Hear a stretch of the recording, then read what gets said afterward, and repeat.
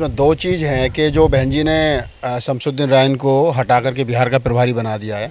आज अखबार में भी दे रखा था कि जो उनका वीडियो रिलीज हुआ था जिसमें 300 करोड़ की डील करते हुए वो बात सामने आई थी। तो हालांकि मेरा तो तब भी कहना था कि उस समय बहन जी को तत्काल बुला करके इस पर पूरी उसको पूछना चाहिए था, जांच करनी चाहिए थी, क्योंकि उस वीडियो ने बहुत ज़्यादा डैमेज किया है। अब उनको हटाया गया है तो वो वाली बात है कि जब खेत उजड़ और सूख गया फिर पछताए क्या होता है। जब चिड़िया चुग गई खेत, वो वाली बात है। जब सब कुछ बर्बाद ही हो गया, अब हटा भी दिया तो क्या होगा उससे। चलिए खैर, देर आए दुरुस्त आए, बहन जी ने उनको हटाया और बिहार भेज दिया। अब ये क्या गारंटी कि जो आदमी यहाँ गड़बड़ करके गया वो बिहार में गड़बड़ नहीं करेगा। रितेश पांडे को हटा करके गिरीश जाटव को ले आए। रितेश पांडे ब्राह्मण थे, लोगों ने कहा कि जब बहन जी ने कहा उस दिन पीसी में अगले दिन 11 तारीख को कि हमें मुसलमानों ने वोट नहीं दिया, हमें ओबीसी का वोट नहीं मिला, नॉन जाटव वोट हमें नहीं मिला। बहन जी कहीं ना कहीं कहना ये भूल गई कि उनको ब्राह्मण वोट भी नहीं मिला, जो मिलना चाहिए था, जिस पर पूरा दाव खेला गया था, जिस पर माननीय सतीश चंद्र मिश्रा जी और उनका पूरा परिवार लगा था, तो वो वोट भी हमको नहीं मिला। मुसलमान पे तो हमने काम ही नहीं किया, तो मुसलमान हमको वोट देता क्यों।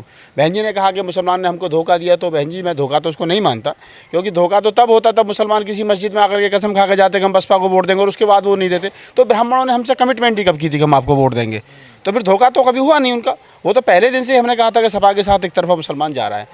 रहा सवाल दूसरा, ये जो दो घटना हुई हैं कि राजकुमार गौतम के साथ में बरेली में जो पश्चिम के प्रभारी हैं और मंत्री भी रहे हैं, उनके साथ में लोगों ने जो धक्का मुक्की की और उनसे जो उनके ऊपर जो गंभीर आरोप लगाए हैं कि आपने जो टिकट बेच करके और जिस प्रकार से पार्टी को गर्त में पहुंचा दिया, तो वो उस पर बहन जी को संज्ञान लेना चाहिए कि भीड़ में गुस्सा है बहुत ज़्यादा। कल नोएडा पार्क में जिस प्रकार से एक दो जिलाध्यक्षों के साथ हाथापाई होते होते बच गई है, तो अब आप समझ सकते हैं कि पब्लिक में किस प्रकार का रोष है। कि ये पब्लिक वही है कि जिन्होंने अपना सब घर मकान दुकान सब कुछ बेच करके, जिनके पूर्वजों ने सब कुछ बेच करके ये सोचा था कि हमारे बच्चे जो वो राजा बनेंगे, शासक बनेंगे, और आज फिर दोबारा दड़ी बिछाने का काम जो वो 30 साल 40 साल के बाद में फिर दोबारा कहा जा रहा है कि नहीं दोबारा से लगो, फिर दोबारा से लोग लगेंगे, फिर कुछ लोग मलाई खाने वाले आ जाएंगे। तो अभी जिन लोगों ने मलाई खा रखी है, चाहे बसपा की सरकार में खा रखी है, चाहे टिकट दिलवाने में खा रखी है, चाहे जिलाध्यक्ष बनाने में खा रखी है, चाहे विधानसभा अध्यक्ष बनाने में खा रखी है, किसी भी प्रकार से जो लोगों ने पैसा इकट्ठा किया, उन पैसों को उन बहन जी अब उन लोगों को लाए और कहे कि जो पैसा तुमने हरामपंथी में कमाया पार्टी में, इस पार्टी को पैसे को खर्च करो, गाँव जाओ कैडर करो, इसको पैसों को पार्टी का पैसा, तुम्हारे चाचा का पैसा नहीं, यहाँ खर्च करो, इस पार्टी को दोबारा खड़ा करो। ये एसी से बाहर निकलना पड़ेगा। बहन जी ने दो अभी काम किए हैं। मैं तो कह रहा हूँ कि पूरी समीक्षा होनी चाहिए तरीके से। जब तक समीक्षा नहीं होगी तब तक बात बनने वाली है नहीं। अभी क्या है कि समीक्षा नहीं हो रही है। अभी उत्तर प्रदेश में इतनी बड़ी हार हुई है, हम कहाँ पूर्ण बहुमत की सरकार बनाने का सपना देख रहे थे, कहाँ अभी हम जो है वो एक सीट पर रह गए सिमट करके। हमारा वोट ऑफ परसेंट 12.5% रह गया, 10% वोट हमारा इस साल इस चुनाव में भाग गया। तो ये विचारणीय प्रश्न है कि 2007 में हम 31% पे थे, 31 से आज हम 11-12% पर हैं, 20% वोट हमारा चला गया। तो ये बड़ा सवाल है। एक दो छोटे ऑपरेशन से काम चलने वाला है नहीं, बड़े ऑपरेशन की जरूरत है, और बड़ा ऑपरेशन बड़ा ही डॉक्टर करता है। तो बड़े डॉक्टर पार्टी में बहन कुमारी मायावती जी हैं, सतीश चंद्र मिश्रा हैं, और एक दो लोग जो बड़े जो शीर्ष नेतृत्व है, उसको आगे आकर के जिम्मेदारी लेनी चाहिए हार की, और जिन लोगों ने गलतियाँ की हैं उन लोगों को निकालना चाहिए। सतीश मिश्रा को जिम्मेदारी लेनी चाहिए, बिल्कुल लेनी चाहिए।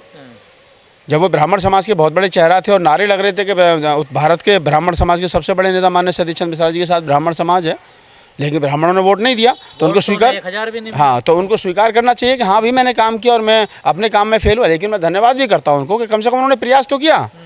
वोट नहीं मिला वो अलग बात है, लेकिन उन्होंने उनके परिवार ने प्रयास किया। कहा जा रहा कि मुस्लिम ने हमें वोट दिया। मुस्लिम क्यों वोट देगा जब मैंने पहले उठा रही हैं, ब्राह्मणों के साथ रह रही हैं, तो मुसलमान क्यों वोट देगा? मैं वही कह रहा हूँ कि जो काम बीजेपी कर रही थी वही काम तो हमने किया।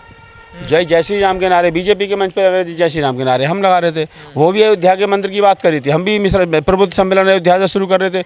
वो भी गणेश की मूर्ति का आदान प्रदान हो रहा था, हम भी वही कर रहे थे। वो भी मंदिर की बात कर रहे थे, हम भी मंदिर की बात कर रहे थे। वहाँ भी त्रिशूल और परशुराम की बात चली थी, हम भी त्रिशूल और परशुराम की बात कर रहे थे। तो मेरा कहने का मतलब ये है कि हमारी विचारधारा जो फूले अम्बेडकरी विचारधारा थी, जो पेरियार की विचारधारा थी, वो विचारधारा कहीं भी पूरे चुनाव में दिखी नहीं। विचारधारा हमें मुसलमानों को या जिन लोगों को उम्मीद थी उन लोगों को विचारधारा दिखी बीजेपी वाली, आरएसएस वाली।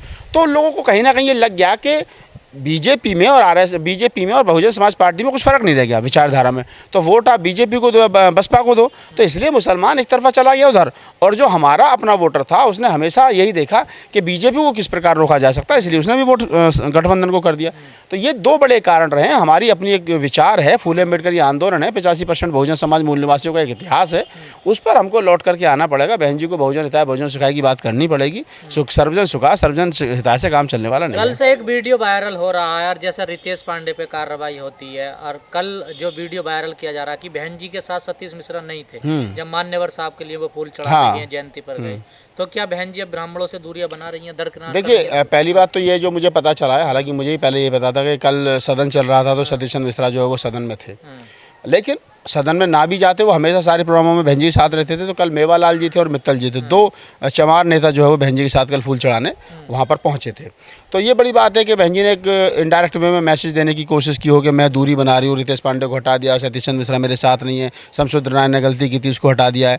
तो अब इससे लोग कितने संतुष्ट होंगे, भविष्य के घर में बहुत सारी चीज़ें हैं, लेकिन अभी मैं कह रहा हूँ बहुत कुछ करने की ज़रूरत है। ऐसे सुधार होने वाला है नहीं जितना बहन जी कर रही हैं, इतनी आसानी से होने वाला है। आपकी नज़र में क्या सुधार होना चाहिए? आप भी बहन जी से देखिए, हाँ, मैं बिल्कुल मिला हूँ, 2 बार 3 बार मेरी मुलाकात बहन जी से हुई है, बड़ी लंबी बातचीत हुई है। अभी भी मैं तो यही कह सकता हूँ इस वीडियो के माध्यम से, आपके चैनल के माध्यम से, कि जिस प्रकार मान्यवर साहब काशीराम कभी पूरे जीवन भर अपने परिवार से ना मिले, ना परिवार की कभी भागीदारी सुनिश्चित की पार्टी में, तो ठीक उसी प्रकार बहन जी को भी चाहिए कि वो अपने परिवार को सबसे पहले पार्टी से दूर करें।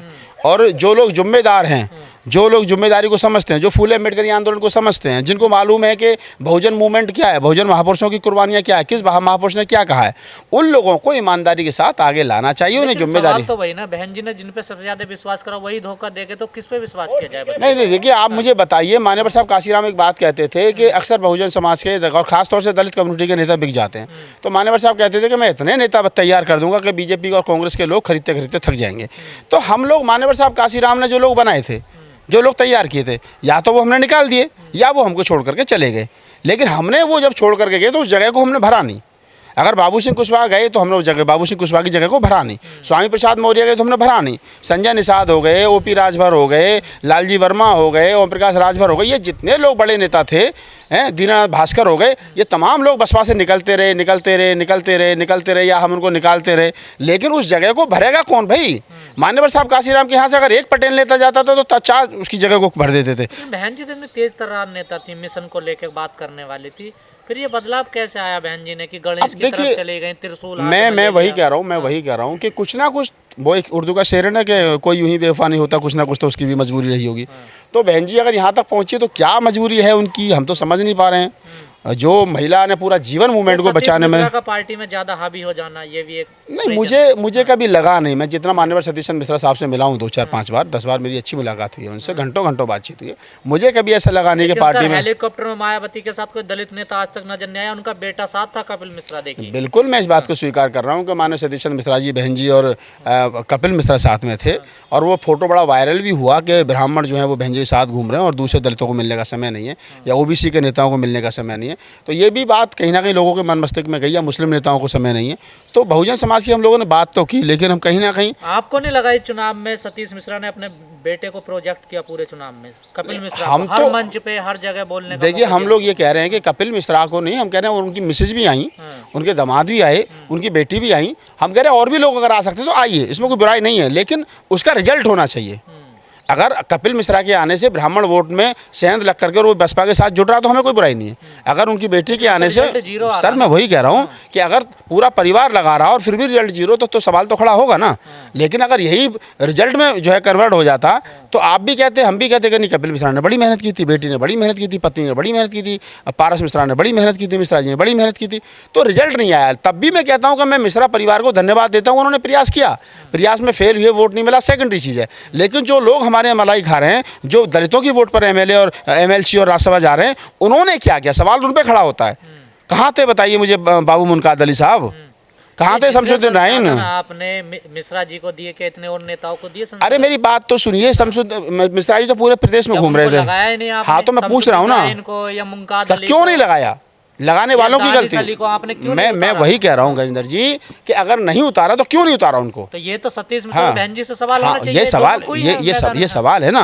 अगर शमसुद्दीन रायन को और क्या नाम है नौशाद अली को, और उधर क्या नाम है अपना बाबू मुनकाद अली को, या दानिश अली को, या उधर नौशाद अली को, ये जो 3 4 5 मुस्लिम नेता हमारे पास हैं, इनको नहीं लगाया गया, तो मेरा सवाल सबसे बड़ा यही है कि जो मुनकाद अली हमारी पार्टी के लिए जाकर के मुस्लिम बस्तियों में जाकर के वोट नहीं मांग सकते, तो उनको दलितों की वोट पर राज्यसभा बनने का अधिकार। आप लोगों ने भेजा ही नहीं ना उसको। तो मैं आपने रोक लिया अगर वो जाता। देखिए, मैं वही कह रहा हूँ, मैं कोई पार्टी का नेता नहीं हूँ, मैं कोई पदाधिकारी हूँ, मेरा जो सारा फोकस ब्राह्मण पे रखा ना। मैं वही कह रहा हूँ कि जितना अगर मुस्लिम आएगा तो ब्राह्मण नाराज हो जाएगा। मैं वही कह रहा हूँ गजेंद्र जी कि जिन लोगों ने भी उनको जिम्मेदारी नहीं सौंपी है तो क्यों नहीं सौंपी, और अगर सौंपी और सौंपने के बाद वो नहीं गए तो क्यों नहीं गए, ये दोनों सवाल हैं। अगर हमारी पार्टी में रह करके दलितों की पार्टी बसपा कही जाती है, बहुजन समाज की पार्टी बसपा कही जाती है, और दलित मुस्लिम गठजोड़ और ब्राह्मण गठजोड़ की बड़ी बात हो रही है, लेकिन उसके बावजूद भी जो लोग दलितों की वोट से राज्यसभा बने, एमएलसी बने, वो घरों में बैठे और एक दलित बस्ती में जाकर के वोट नहीं मांग रहे हैं, तो उनका कोई अधिकार नहीं बनता, कोई राइट्स नहीं बनता है कि वो पार्टी। सवाल तो आपके ब्राह्मण सम्मेलन पे भी उठे थे कि 10 ब्राह्मण नहीं आते हैं आपके सम्मेलन में, तमाम दलित आते थे सम्मेलन में। देखिए वो, लेकिन आपने फिर भी उस चीज को दबाया, वो भी फीडबैक नहीं दिया। देखिए सच्चाई की बात यह है कि जो आप कह रहे हो वो मैं भी उस चीज़ को स्वीकार करता हूँ कि जहाँ जहाँ प्रबुद्ध सम्मेलन, ब्राह्मण सम्मेलन हुई है प्रबुद्ध सम्मेलन के नाम से, उसमें जितना ब्राह्मण की तादाद होनी चाहिए थी उतनी नहीं थी। गाजियाबाद का एक बड़ा उदाहरण है, गाजियाबाद में आगे की पंक्ति में बैठने के लिए 5 ब्राह्मण बड़ी मुश्किल से ढूंढ करके लाए गए थे, संघ वाले और गायत्री मंत्र वाले, मंत्र जाप वाले। तो ये सच्चाई है, उसमें दलित ही आ रहा था कहीं ना कहीं मिश्रा जी को सुनने के लिए। लेकिन हम ये सोच रहे थे कि चलो ये दलित आ रहा है, मैसेज तो जा रहा है कि ब्राह्मण सम्मेलन हो रहे हैं, लेकिन वो मैसेज सफल नहीं हो पाया, उसमें कहीं ना कहीं गलती रही है। बहन जी को सुधार करना चाहिए, बहन जी को, मिश्रा जी को और तमाम जितने लोगों सबको जो है वो बैठ करके बातचीत करनी चाहिए, मंथन करना चाहिए कि गलती कहाँ हुई और किस प्रकार से हुई। देखिए मैं तो ये बात नहीं मान सकता कि बहन जी जो है वो नतमस्तक हो गई सीबीआई और ईडी के डर से बीजेपी के सामने।